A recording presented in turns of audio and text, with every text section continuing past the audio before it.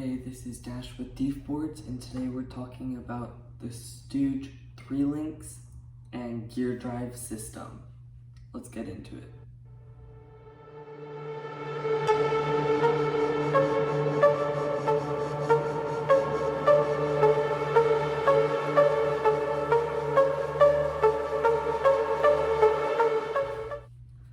So on the screen are the new Gen 3 links, which are the production version, which have CNC base plates, custom radius rods, an 1/8-inch thick aluminum mounts, along with some more custom features that you wouldn't find if you tried to make them yourself. Now, here with me is the Gen 2 links.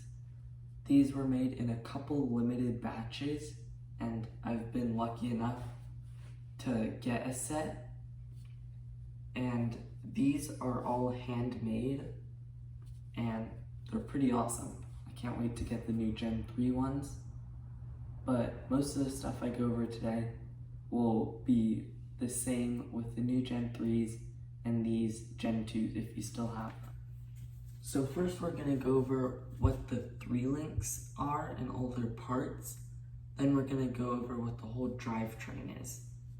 So to start it off, you have your base plate.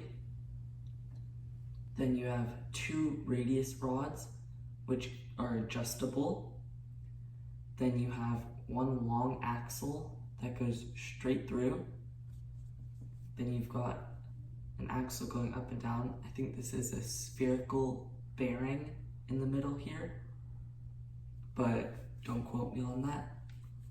Then you have a sleeve that holds the bushings together, and these can be tightened using these 2 big bolts. And then you have the mounts, which also act as a clamp to hold it all together and compressed. Connected to the mounts is a welded on motor mount, and these have a crossbar on it. And that's pretty much what the whole 3 link package is.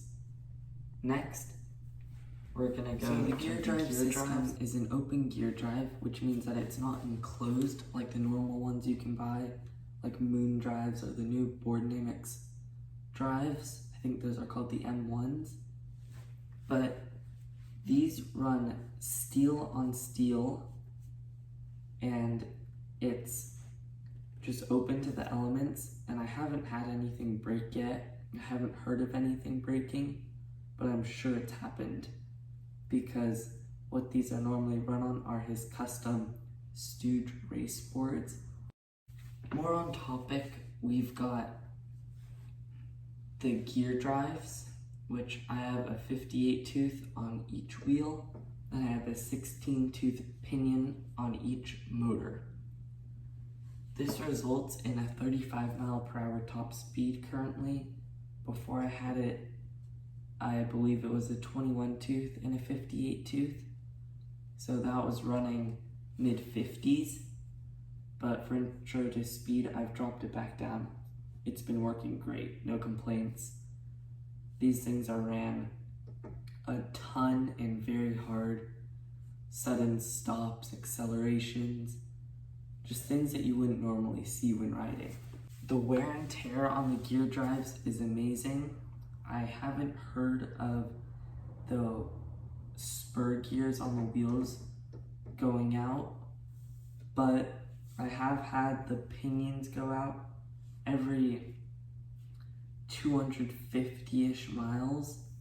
So I've gone through one set here, or one here, which just pretty much turns into a little blade, which is pretty sharp. That's not something you'd want to mess with. But those run out, but they're like 10 or 15 bucks each, so they're easy to replace. And technically, if you have it set up perfectly, which I don't, it'll last forever. You shouldn't need to swap them. Those are similar to what the Boardnamics gear drives are, which is a steel on steel mod 1 or mod 0.5. I'm not certain, I'll have to check with Kevin. But these are pretty much just bigger gears because that's what fit our needs, and these aren't custom.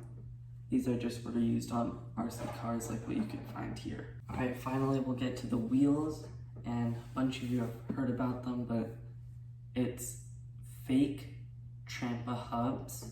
Sunmate makes these, but these are the Metro board ones that I have on here. And then it's a custom 3/8 inch spacer that's inside the wheel, and it's in the middle, and then it has weights added to it so that it's all nice and balanced and it's not jumping around at speed. And so now that we've finished up about the tires, we can head back here. So these are really special because you have 3 points of adjustment along with being able to adjust the bushing stiffness and how tight they are. So to get started, first we have the base plate, which mounted to it is a welded nut in here.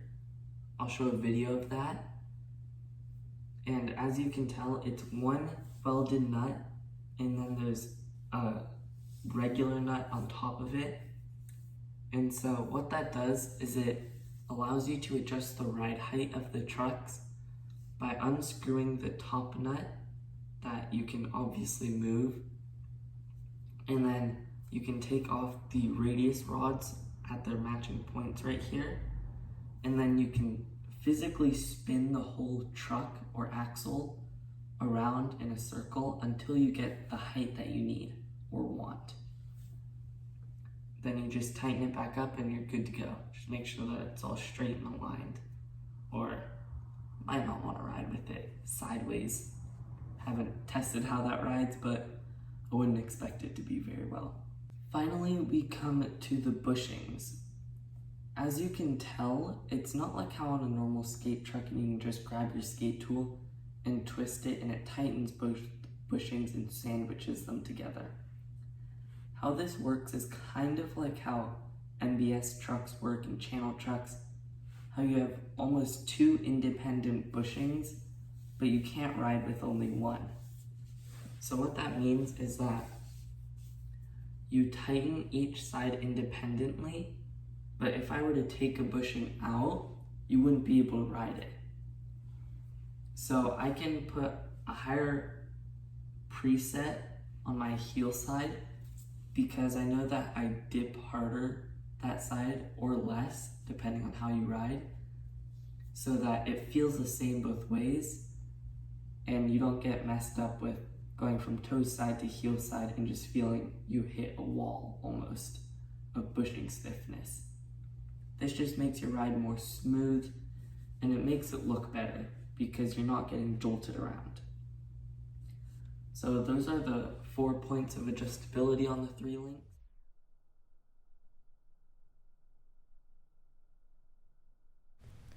So where the radius rods meet the axle can be adjusted and affects the stability. Along with where it meets the base plate, there are holes that affect the angle, and the higher to the sky it is, the more it turns, and the lower to the ground, the more stable it is. Alright, that's all for what I've been talking about right now, but drop a comment on what part you want me to check out or see, and I'll try and do that. See you next time. This is Steve Boards.